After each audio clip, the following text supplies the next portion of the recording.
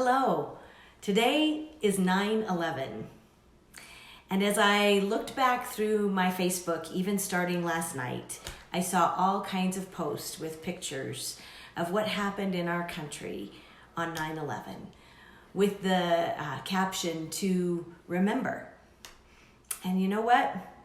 It's hard. There's a part of me that I don't want to remember the tragedy. I don't want to remember the sadness.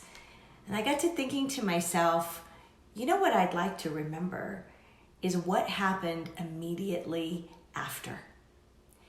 I watched in our country as strangers started helping one another, as people started giving of their money and their time to help someone that they didn't even know. I watched as people began to be kinder to one another, as churches filled up with people who were seeking God through all of this.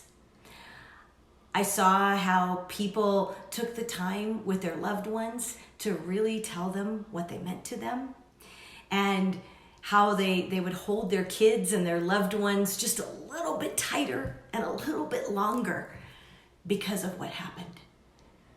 And then life gets busy. We all get busy. We get into the day-to-day, and I don't care what you do for a living or how old you are or how many kids you may or may not have. We are all busy.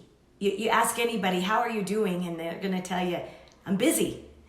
And sometimes in that busyness, we forget what's most important.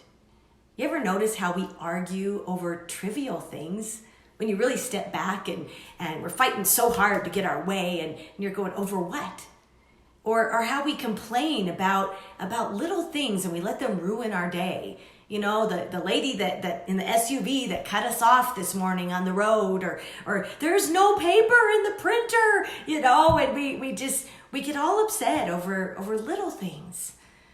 But I think that a day like today reminds me to think about what's most important, to think about my priorities. Not just to remember the tragedy of 9/11, but to remember the love that took place. Money can be replaced. Time cannot. Buildings can be rebuilt, but people are not replaceable.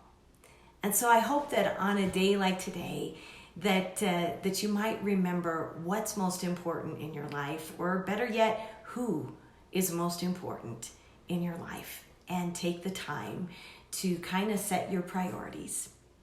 Thanks so much for joining me this day. I love chatting with you on the Attitude of Altitude, and I look forward to seeing you next week.